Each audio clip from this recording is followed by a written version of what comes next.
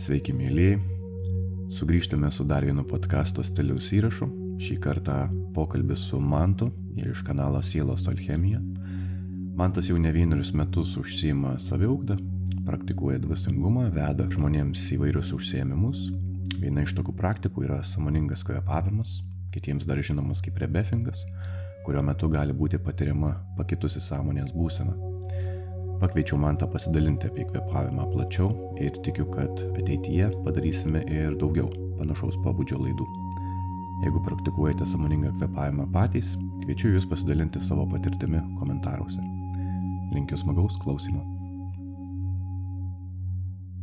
Žinai, kas man įdomiausia yra supažindinti klausytoją su tuo visu sąmoningo kvėpavimo konceptu. Ar ne? Nes visi žino, kad kvėpavimas yra kvėpavimas, bet kažkaip žmonės nesupranta svarbos to sąmoningo kvėpavimo. Kada tu tai darai su intencija kažkokia, turi kažkokį tikslą, ar ne su to kvėpavimo praktikom. Čia kaip meditacija panašiai, ne? Taip. Man įdomiausia yra ta svarba, kaip tu ją matai, kuo jinai mums tarnauja, kuo gali padėti mums, tarkim, išsigydyti kažkokias tai, žinai, ar traumas, ar tiesiog sugrįžti į save, perkopti kažkokius gyvenimiškus dalykus, žinai. Ir aš pats kaip pradėjau praktikuoti tas praktikas kvėpavimo, tai man labai apčiuopiama ta nauda yra. Suprantu, aš ją galiu apibūdinti. Ir tas fiziologinis toks pokytis, kaip jaučiuosi. Ir pačiam gyvenime atrodo viskas šviesiau pasidaro, kada turite tą tokį kvėpavimą padarai, kad užsikrautum. Taip. Tai aš matau tą vertę jo, tos praktikos. Tai man labai įdomu, kaip tu visą tai matai ir kuo tu galėtum iš savo perspektyvos pasidalinti. Iš tikrųjų yra nemažai aspektų, kurie yra svarbus neriant gilyn šitoj temai. Aš gal pats, jeigu taip žiūrint, nuo ko pradėjau, tai apskritai nuo stebėjimų, tiesiog kvėpavimų. Tiesiog stebėjimas tai yra viena senesnių tokių meditacijų pagal Gautamą Budą. Jisai atrado tokį metodą, kad stebi savo kvėpavimą ir tiesiog būni užsimerkęs ir visiška nuobodybė, bet tai nuobodybėj prasideda procesas, kai ten viduj viskas, kas, sakykime, neišgyventa iki galo, pradeda kilt. Tam, aišku, būtinos sąlygos, būtina tyla. Tai aš labai rekomenduoju vipasanos kursus žmonėm, kurie nėra galbūt girdėję. Lietuvoje jau yra atsidaręs centras. Tenais jau ir žiemą vyksta tie kursai. Tai yra 10 dienų tyloje pasibuvimas su savim. Realiai.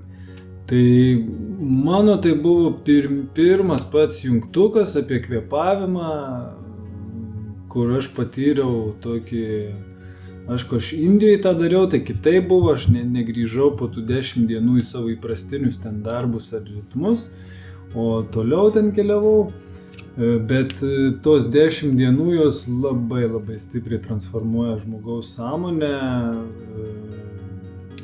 tai yra viena iš tokių giliausių, galingiausių praktikų žmonėms, kurie siekia pokyčių. Tai tu tiesiog priverstas esi būti su savim, nėra kitos išeities ir tu seki savo kvėpavimą, seki savo mintis ir iš to viso vyksta tai tam tikri procesai. Taip, tai čia tokia giluminis toksai jau dalykas, ką galima patirti, jeigu nori Lietuvoje ar ne, ten čia jau toks gilus. Toliau yra reiškia ta kvėpavimo praktika, kai tu, aš pravedęs esu apie 400-500 rebefingų seansų. Kai žmogus kvėpuoja ten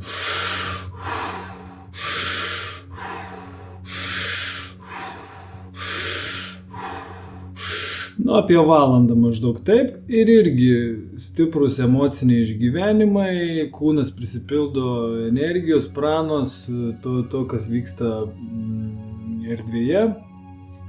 Ir yra pas mane buvę atvejų, kai žmogus nukeliauja ir į savo gimimo momentą, į kažkokius pykčius su tėvais, kur būtų mūsų emocinė įkrova kažkokia. Tai čia yra antras būdas, sakykime, irgi su kažkuo daryti. Tai čia, kaip sakant, jau pas kažką eiti, kažkur kažką žiūrėti dabar. Jeigu taip praktiškai pažiūrint, šitą pokalbį, kažkas klauso, pirmą kartą išgirdo, ir ką man čia, kaip čia, ką čia, daryti. Tai principas yra toks. Aš pats išbandžiau gal kokie 40-50 ar daugiau įvairiausių tų kvėpavimo technikų, pranajamų, bet kad jums galbūt nebūtina būtų tiek bandyti, galima tiesiog tą kvėpavimo tėkmę suskirstyti du kelius. Tai yra kario kvėpavimas ir išminčiaus kvėpavimas. Vienas kvėpavimas, jisai duoda energijos, energizuoja, stiprybės, jį geriausia daryti ryte iki 12 valandos. Ryte, tarp kitko, labai sveika, tik atsikėlus prasidėti, prakvėpuoti tokį pirmas 5 minutės dienos, tarsi skirti labai trumpam, tokiam nebūtina net lysti kažkokias ten meditacijas, bet tiesiog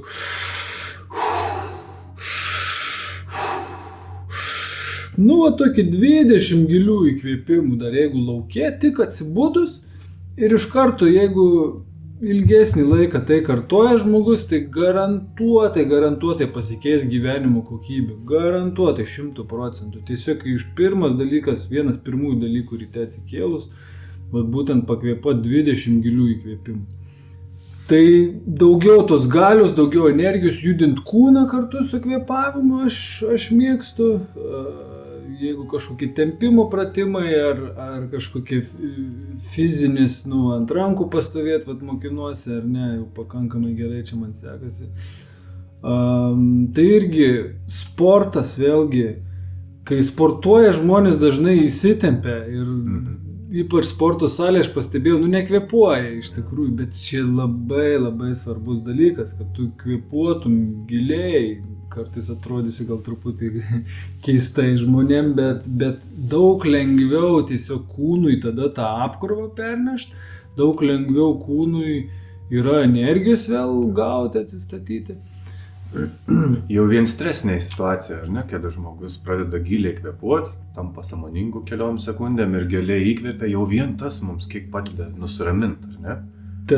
Taip, jeigu kalbant apie situacijas jau, sakykime, ar ne, ryte prasikvėpavom ir jau dieną kažkoks ten įvykis, nervukas koks ateina, kaip čia ką, gal mintys, pradedi mąstyti, kur čia ką, čia kaip čia. Galbūt kažkoks praeivis negražų žodį pasakė, ar parduotuvėje supykdė, kažkas užlindo prieš akį. Ir čia nėra vienareikšmiško teisingo atsakymo. Čia tu pats tą akimirką sprendė, jauti, kokia yra reakcija arba galbūt nėra reakcijos. Klausimas, ar žmogus pasirenka reakciją, ar ta reakcija jau yra užprogramuota. Dažniausiai būna reakcija nesąmoninga tiesiog. Tai tas įkvėpimas, iškvėpimas akimirkoje, kai pavyzdžiui ateina kažkoks pyktis ar ne, ar baimė, ar nerimas, kažkokia tokia emocija, tas įkvėpimas ar 5 kartų, ar 10 kartų, jisai jau sukuria tokį kaip pauzės mechanizmą, kuriuo metu gali atrasti tą laisvę rinktis. Tai čia yra esminis dalykas. Ar mes jaučiame tą laisvę rinktis, ar visgi, užsiplėskiu kaip degtukas, iš karto kažką ten, padarai, paskui pagalvoji. Klasikinė situacija, ten kelyje galbūt kažkas susipyko, atėjo, čia snukį, žinai, čia jau ekstremali tokia, bet esam turbūt girdėję ne vienas. Daugam pažįstama tas, kas vairuoja, tai parėk prie vairo ant kažkokio. Arba tiesiog, čia užkišu, nusikeiki, čia tu. Bet esminis dalykas čia yra, kad kai mes pajaučiam tą piktą emociją, tą keiksmažodį, ar jis paskui mus toliau valdo, nes mes tam tikrą prasme į savo kūną išleidžiam tokius kaip ir nuodus, ar stresiniai situacijai. Ir dažnam žmogui tie nuodai paskui jie dar toliau dieną gadina, dar toliau pereina, ar ne, situacija kažkas sunervavo ir pūkšt kokią valandą aš ten dar nervuotas, nors net galiu ir nejaust kartais. Ar 2 valandas, ar iš viso visą dieną sugadinu. Tiesiog situacija, kažkoks įvykis. Ta situacija, tas žmogus, tas objektas tampa tokiu kaip ir tavo, jis tave valdo. Jis tavo tokiu valdytoju tampa. Ir tu būtent įsisukęs į tą emociją, įsisukęs į tą būseną, esi įkalintas joje. Ir pats tu save įkalini, ar ne? Tai ar tu pats įkalinė, ar esi įkalintas? Ir čia ta laisvė rinktis, apie ką aš kalbu. Nes yra stimulas, yra reakcija ir tarp stimulo ir reakcijos yra laisvė rinktis. Tai kartais mes juk sureaguojam tik čiuk iš karto, per sekundę, ten be jokio galvojimo. To tarpelio net neegzistuoja, jisai daugelį. Net iš karto. Daug žmonių taip veikia iš tos programos, kad man kažkas kažką pasakė ar padarė, man nepatiko ir aš tada atgal reiškiasi šitą emociją, tą pačią. Tada jisai man dar atgal, ir jau ten paskui ugnim bandom užgesinti. Tai ką aš rekomenduoju, tai aišku, tas rytinis, jisai yra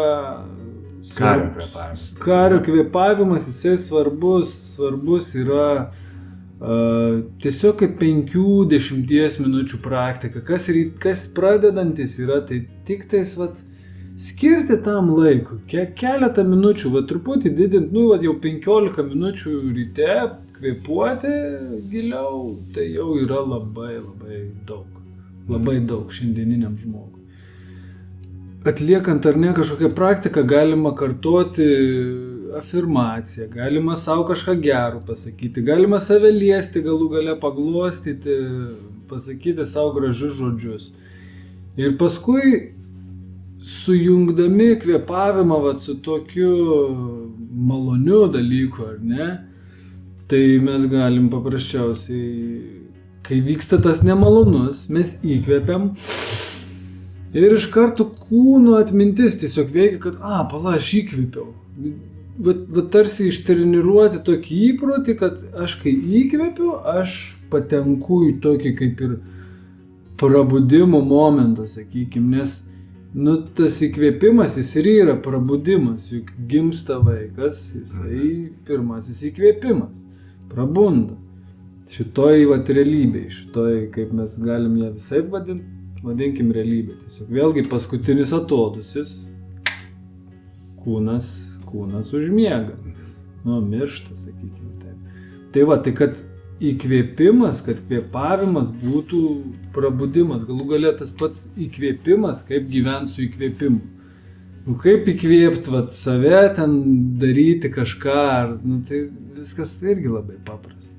Jeigu mes pažiūrėsim dar apskritai mūsų lietuvių senovės tas žinias apie kvėpavimą, tai jie kvėpavimą vadindavo dvasavimu. Dvasia, nuo žodžių dvasia. Taip. Tai kokia ta dvasia yra aplink mus iš esmės? Dvasia, ar ne? Mes dabar esam gamtos dvasia, toj erdvėje jaučiasi jinai. Tai gamtoj kvėpavimas, jisai, aišku, yra dar vertingesnis daug kartų negu, tarkim, mieste. Tai štai irgi. Tai žmonės sako, jaučiuosi įkvėptas, ar ne? Net nepagalvodami, kad tai tu gali pats save įkvėpti. Bet kada skyręs laiko praktikai kvėpavimo, sąmoningai paskirti tą laiką savo ir tiesiog atlikti tą darbą kvėpavimo. Taip. Ir įsikvėpti. Nebūtina to įkvėpimo ieškoti kažkur išoriai. Nes labai daug kas galvoja, kad tas įkvėpimas jisai turi ateiti iš kažkur. O jisai mūsų visų viduje slypi dažniausiai. Tas įkvėpimas, jisai įgimtas čia. Čia yra mums visiems duotybė tokia, ar nesuteikta nuo kūrėjo. Patiems save įsikvėpti, kvėpuojant. Tai dabar apie išminčiaus kvėpavimą man papasakoti. Išminčius, tai kai tu kvėpuoji tiesiog giliai, bet lėtai. Gydančioji zona yra berods maždaug 4-6 įkvėpimai ir iškvėpimai per minutę. Tai reiškiasi... Labai lėtas. Lėtas, jo, įkvėpiu kelios sekundės, iškvėpiu kelios sekundės. Šiaip vienas paprastesnių pratimų yra kvadratinis kvėpavimas. Tai kai aš ne tik įkvėpimą ir iškvėpimą stebiu, bet dar stebiu ir pauzės tarp jų. Tai jis labai tinka sukoncentruoti dėmesį, pareflektuoti, apmąstyti, pakontempliuoti, įeiti į tokią meditacinę būseną. Šiaip pradinis tas įėjimas, tai aš rekomenduoju visą laiką, atsisėdai, nėra to noro čia kažkaip kvėpuoti, kažką čia dar, bet paprastas toks dalykas kaip žiovulys. Jeigu atsisėdai ir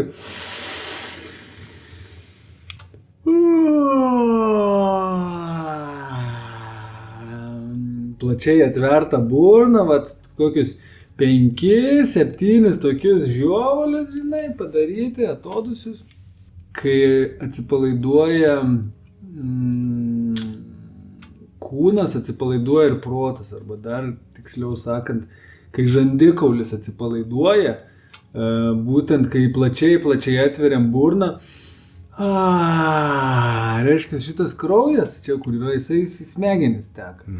Ir jisai smegenų optimalią darbinę temperatūrą jungia. O dar įdomus ten tyrimai irgi yra atlikti, kad reiškia jau žmonės, kurie psichopatai, kaip sakant, diagnozuoti, jie nemoka žiovauti. Jie negali žiovauti, aš girdėjau tokį dalyką, nes pasirodo žiovulys jungia smegenyse centrus atsakingus už empatiją ir kūrybiškumą. Geras, nežinau šito.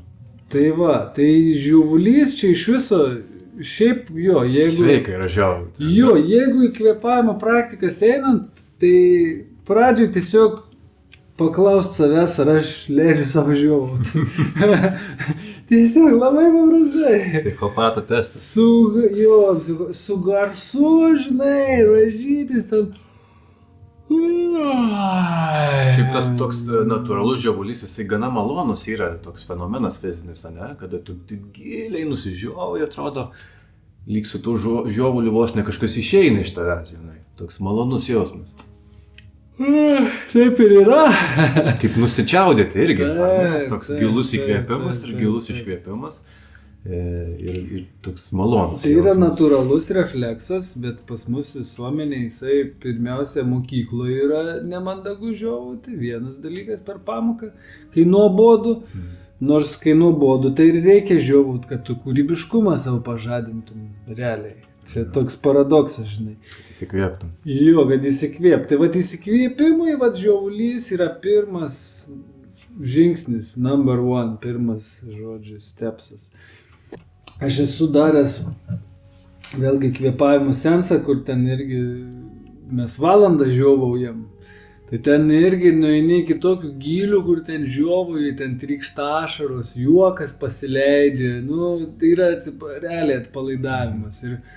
Ir kai mes atsipalaiduojam, kuo giliau atsipalaiduojam, tuo iš giliau ateina tie vidiniai atsakymai, ta kūrybinė mintis, tai žiovulys yra vienas iš tų esminių aspektų. O jeigu taip jau užeinant tą išminčiaus kvėpavimą, tai tiesiog giliai įkvėpiu, giliai iškvėpiu, per nosį. Giliai įkvėpiu, giliai iškvėpiu. Ir sakykime, 5 sekundės įkvėpimas, 5 sekundės iškvėpimas. Arba 6, arba 7. Galima žaisti, vėlgi nereikia prisirišti prie kažkokių kvėpavimo praktikų. Aš, pavyzdžiui, pas mane YouTube kanale yra ten tų praktikų, galima papraktikuoti ten 20 minučių, ar ne? Bet esminis dalykas yra, kad pačiam su savim tiesiog žaist, su kvėpavimu, kaip žaidimą tą priimti. Pasipraktikuoju kažkokią praktiką internete, tarkim, radau, ar nuėjau pas kokį mokytoją, pas kažką, šiukšt, mane pamokino ir paskui aš žaidžiu, tiesiog tą žaismingumą tiesiog įvedu. Čia tiems, kurie pradeda gal labiau gerai pasižiūrėti kažkokį video, nes žmogus, tarkim, gal nori kvėpuoti, bet nežinau nuo ko pradėti, kaip čia man kvėpuoti, kaip čia, žinai, tą pirmą žingsnį žengti.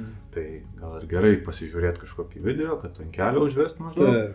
Tada pajauti tą naudą, pajauti pokytį kvėpavimo praktikos jau.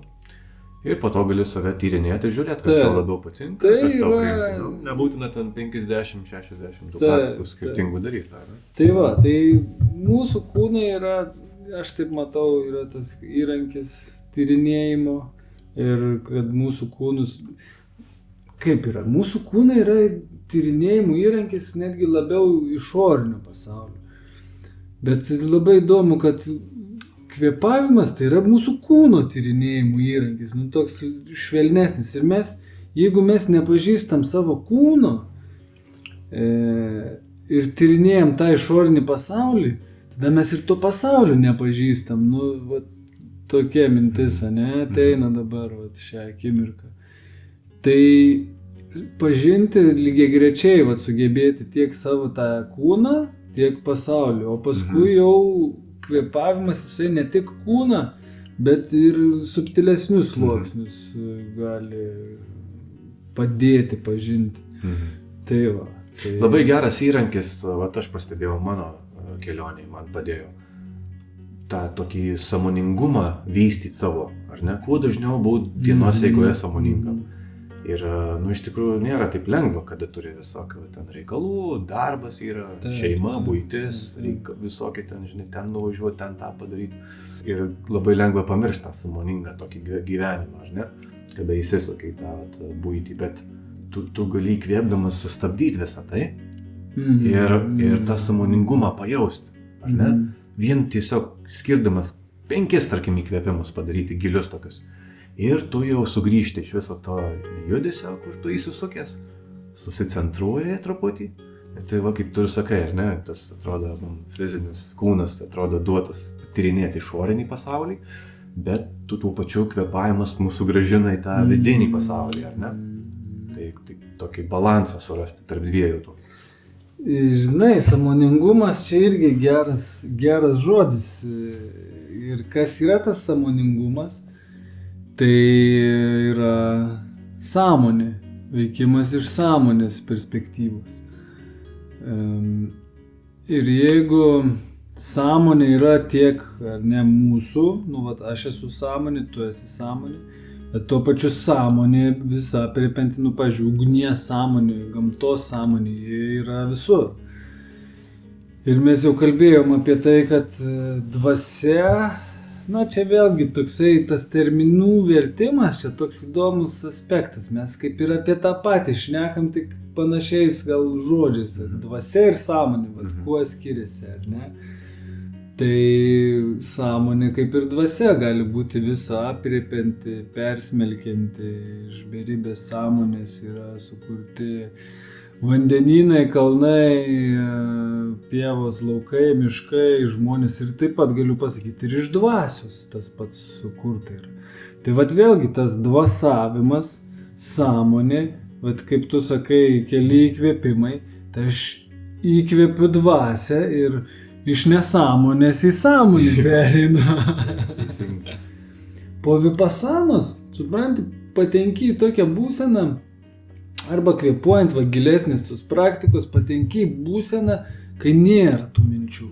Ir man tada, man prieš 8 metus tas buvo, ir man, kai atsitiko, pas mane nebuvo tiek daug tų minčių niekada. Aš nejaučiu, kad pas mane plauktų ten mintis, ten varytų daug, žinai. Nes, kaip vienas mano mokytojas sakė, tu turi pasiekti tokią sąmonę, tokį sąmoningumą, kad tu į kiekvieną mintį, kuri atkeliauja, turėtum laiku įsigilint, kad tu kiekvieną mintį ir gali tu įsigilinti per kelias minutės ir suvokti, kad, gerai, čia šitos man kaip ir nereikia, ir tiesiog ją paleidi, žinai. Bet yra mintis, kurie ateina ir ją reikia apsvarstyti, apmastyti, apgalvoti, prajaust. Iš tikrųjų, kertiniai mūsų gyvenimo momentai, kur judėti, kaip judėti. Tai kartais tas mintis reikia jas labai ilgai pasižiūrėti. Bet vėlgi, aš kai pasakau kažką, aš turiu tarsi savo paprieštarauti paskui, nes iš kitos pusės nėra to teisingo atsakymo. Nes tuo pačiu tu ir, kai tu esi sraute, mes gal apie srautą netgi, kuo skiriasi mintis ir srautas, sraute ar ne, tada minčių nėra, tada tu elgiesi tiesiog iš dieviško srauto, kuris į tave atkeliauja. Arba ne iš dieviško. Gali galbūt ir kitas srautas būti prisijungęs prie žmogus. Ne galbūt, o gali.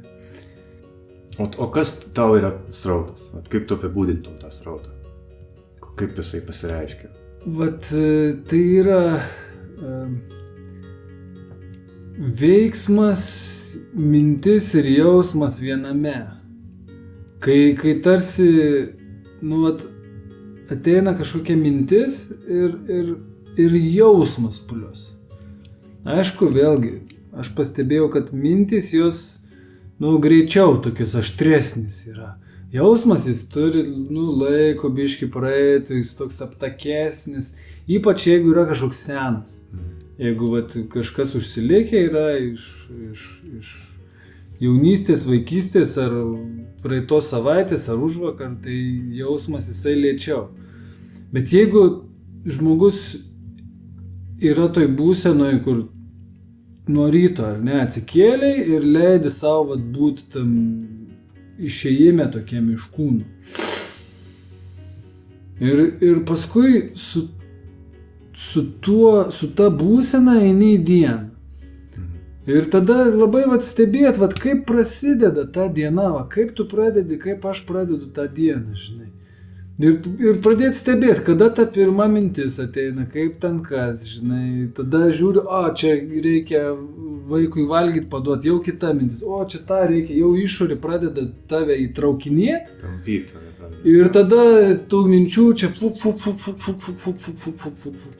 Tai labai svarbus tas rytinis yra iš tikrųjų, kuo anksčiau žmogus tą rytą, tą dieną pradeda, vėlgi tada pabandyti atsikelt, žinai, 7 ryto, čia reikia varyti jau į darbą, čia taip, jau iškart mintis, jau užsisukė, iškart tik atsikėlė. O jeigu atsikėlė 4 kokią, sakykime, 5, 3, čia vėlgi kiekvieno pasirinkimas. Čiukšt ir tuščias. Ir tada atėjo mintis ir ta mintį, jausmas, veiksmas, aš darau, ramiai, čiuk. Viena mintis gal nevėja kitos. Ir tada nevėja, ir tada taip po truputėlį įsivažiuoji į dieną, ir tada tau nereikia vytis to gyvenimo, o gyvenimas pas tave tarsi ateina. Tai srautas man yra, kai ne aš kažką, o kai pas mane ateina. Aišku, irgi reikia ir savo pastangų gyvenime įdėti, bet tas jausmas, tarsi aš galiu pastangą dėti iš to, kad čia turiu, čia reikia, čia taip ir vienaip, ir tuo pačiu gali būti ta pastanga iš tokio, kaip gerai, kaip aš dėkingas, kaip aš jaučiuosi, kad aš galiu tą daryti, ačiū. Tai veikia iš tos tokios būsenos, kada tu save įgalini. Jo. Vietoj to, kad kaip dauguma tampa aplinkybių auka tiesiog. Tai čia ir tas rytinis iš tikrųjų svarbus dalykas. Nori, nenori, sako žmonės, ten pelėdos, dar kažkokie, bet iš tikrųjų tai... Man atrodo, dauguma, tiesiog ryte vos tik atvėrė akis, jau pradeda galvoti apie tos dienos rūpesčius, reikės tą padaryti, reikės aną padaryti, vakar ten kažkas įvyko, o toks jau atrodo dar net iš lovos dažnai neišsiriti, bet jau įsisukęs prie tą, suprantate. Čia tai šitą iš viso, betarpiškai sakau, reikia keisti tada žmogui tą ryto rutiną. Aišku, ryto rutina tai čia vėlgi įdomus dalykas, kad priklauso nuo miego disciplinos. Kada žmogus nueina miegot, vėlgi su kokia mintim, jeigu jis tą išminčiaus kvėpavimą pasidarė vakare, ryte jis gali irgi su išminčium pabustų ir jau ateina momentas, kai jau ant veiksmo eiti, tai va tada tas kario kvėpavimas įsijungia, nes jūs šiaip abudu derinti yra gerai, vienas su kitu, tik ryte geriau iki 12 dienos yra kario, o jau vakarop tai jau išminčiaus, efektyviau tiesiog yra.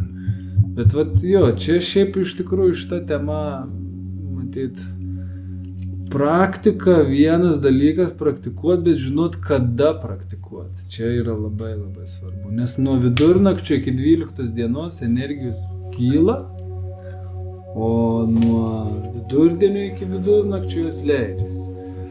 Tai jau kai jos leidžiasi, kario kvėpavimas jisai duos kažkiek naudos, bet praktiškai jau ten po pietų. Nu jo, jeigu kario kvėpavimo toks pagrindinis efektas yra įsikvėpt ir tą energiją užsikelt, tai gal tiesiog jo, vakare jau kaip tik nori atvirkščiai truputėlį pajaust tą tokią ramybę, ar ne? Tai jo. Aš esu bandęs tą lėtą kvėpavimą ryte daryti ir gerą prasikvėpuoti, tikrai gerą jaust tą tokį pakeitimą, bet ne tas pats, tas kaip tu vadini kario kvėpavimas, kad tu gilius tokius kvėpavimus darai, ten ir su sulaikymais kvėpavimo, jau ten yra darbas. O lėtas kvėpavimas toks atrodo labai lengvas tas darbas, toks daug pastangų per daug nereikalaujantis. O tas jau gilesnis kvėpavimas, tai jau ne veltui vadina breathwork, ne? Darbas taip. Nors aš tai kažkaip sakau, va tas breath flow yra toksai kvėpavimo tėkmė.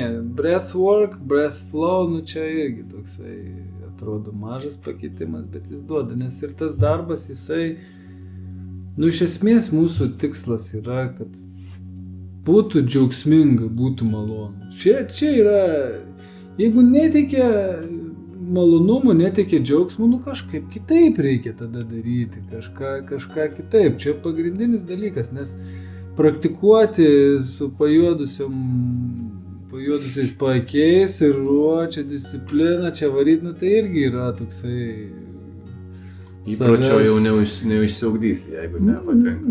Jo, va čia svarbus dalykas, va irgi žmogus, dabar jisai, sakykime, meta svorį ten, sakykime, sportuoti ir vardan ko jisai sportuoja. Iš negatyvaus aspekto ar iš pozityvaus aspekto. Iš to, kad plemba, čia man reikia daryti, čia mano kūnas toks, kaip aš atrodau, jo.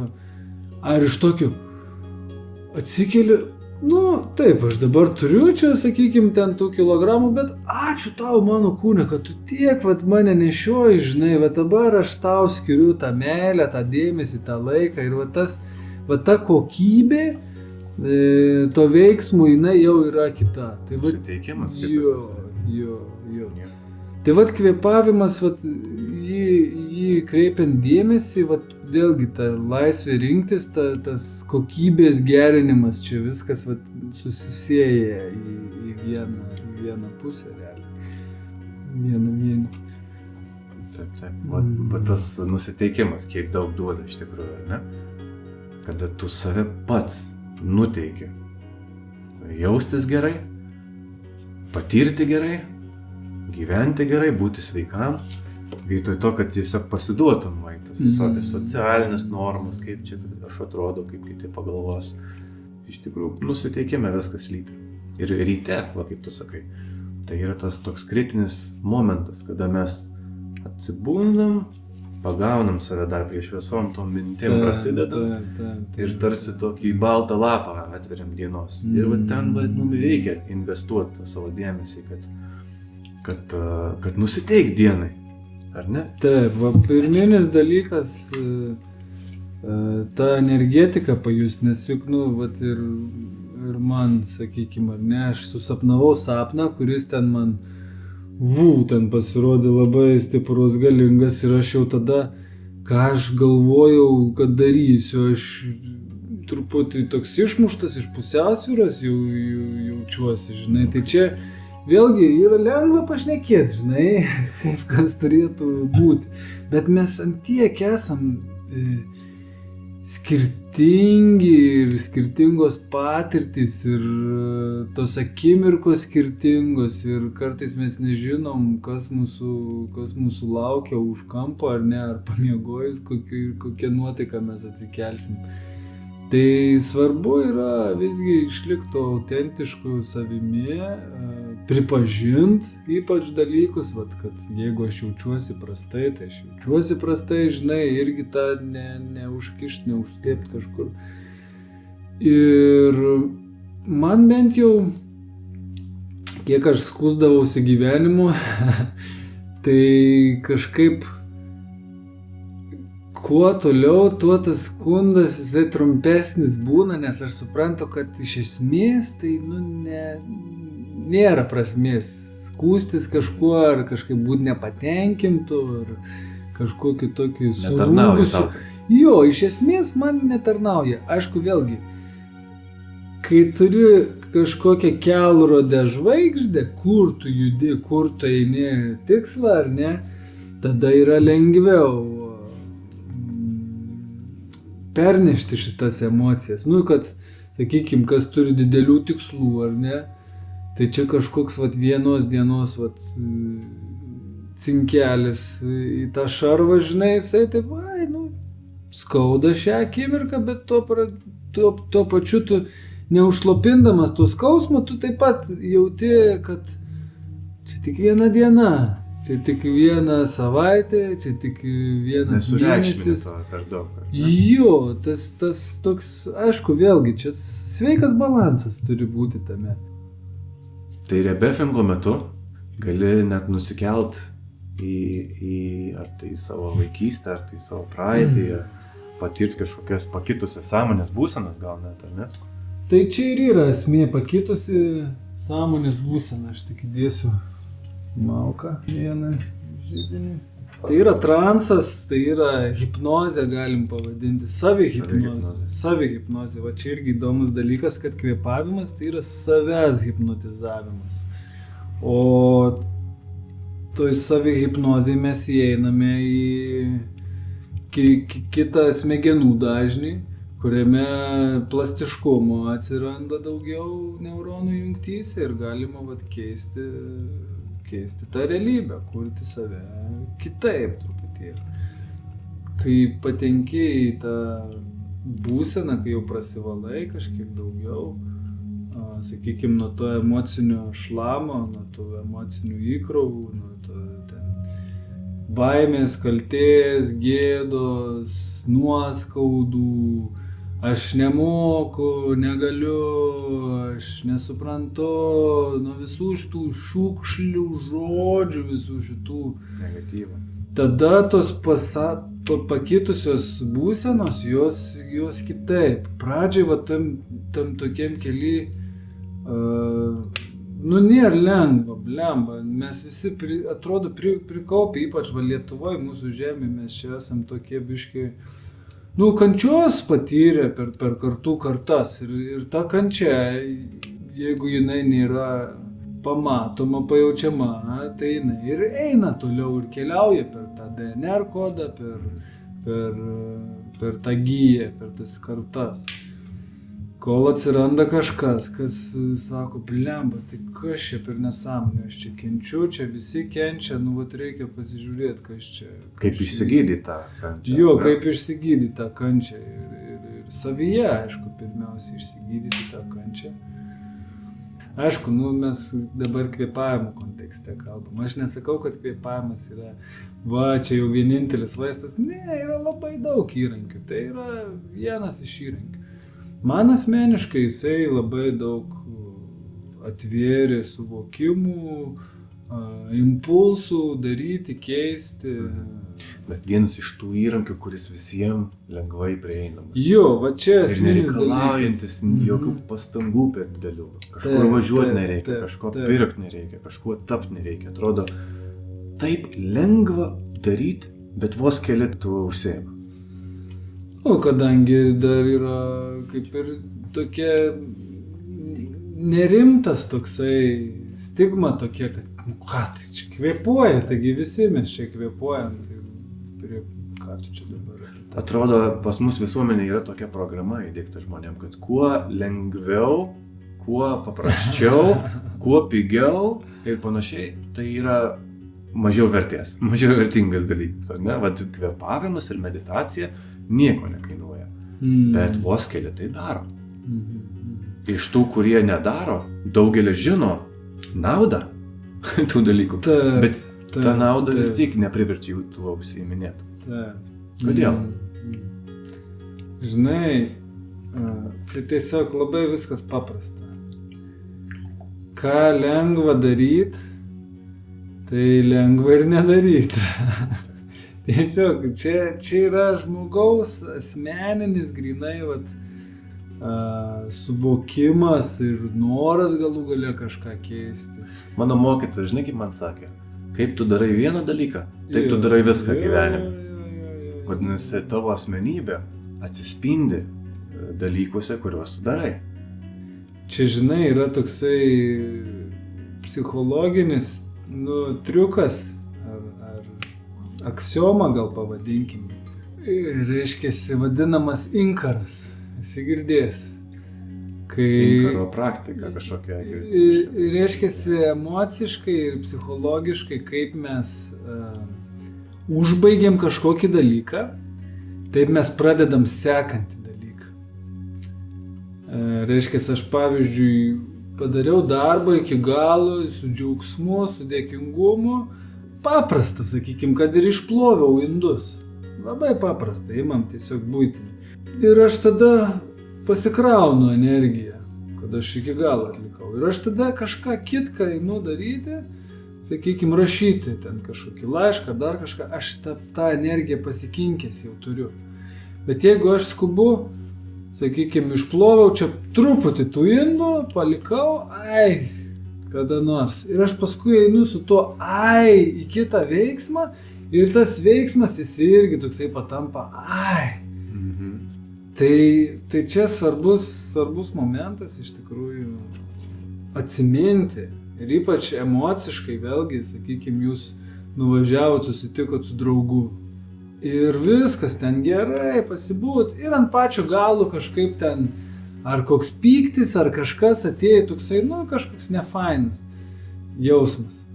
Bet nebuvo laiko, atsisveikinot, išvažiavot ir viskas. Ir sekantį kartą, susitinkant su tuo pačiu draugu, pirmoji emocija, ką jauti, yra paskutinė emocija to, kad tu jautei paskutinį kartą.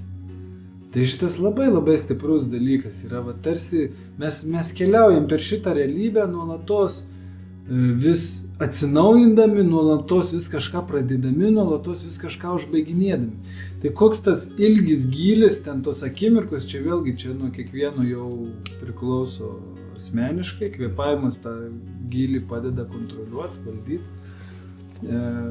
Bet iš esmės tai svarbu šitą dalyką atsiminti, kad kaip aš užbaigiu, kaip aš pradedu dalykus kiekvieną akimirką. Tai jeigu taip einant jau į tą temos apibendrinimą, aš jaučiu, kad ta pradžia dienos ir pabaiga dienos. Tai du dalykai, ką mes galim pasiplanuoti, ką mes galim valandą prieš miegą, valandą po miegą. Ne?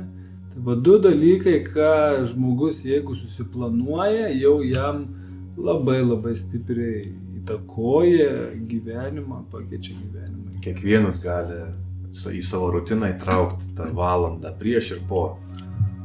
Ar ne? Kad skirt laiko. Ne tik tai kvėpuot, ne tik tai atlikti kažkokią praktiką, bet tam sąmoningume pabūti. Viduj pabūti. Ir sąmoningai apgalvoti savo veiksmus, tos dienos, užsikrauti gerą energiją. Ir tiesiog atmint, kad nebūtina viskas, kad būtų visą laiką taip pačiai kiekvieną dieną. Tai vien sąmoningas tas pagalvojimas apie tai, tas nusiteikimas, tas laiko skirimas savo, vietoj to, kad tiesiog atsikėlė ir kaip robotukas vėl tą patį darai. Vien tas šablono sulaužimas, Mums jau atveria naujas patirtis ir sukuria tuos naujos realybės tunelius. Ir kvėpavimas, va kaip ir tu sakai, gali būti kaip inkaras. Jungtukas labiau, jungtukas. Toks, kuris jungia va tą mintį, tu va galvoji ryte, va čia man viskas gerai, aš čia fainą dieną turiu, čia viskas. Ir ten dienos metu, kažkas atsitinka. Ir va tada, kai tu įkvėpi, va tada tas jungtukas vėl primena tau tą mintį, kad pala, viskas okei, tiesiog stebiu, matau ir keliauju tolyn į sekančią akimirką. Tai va čia yra ta galia žmogaus gyventi akimirkoje čia ir dabar. Čia ir dabar. Ir turėti tą tokį laiko tarpą, kad ir kelios sekundės tarp įvykio ir reakcijos, ar ne? Nereaguoti pagal tą programą įdėktą, o tiesiog sąmoningai pasirinkti, kaip tu sureaguosi, o galbūt tu iš vis nesureaguosi.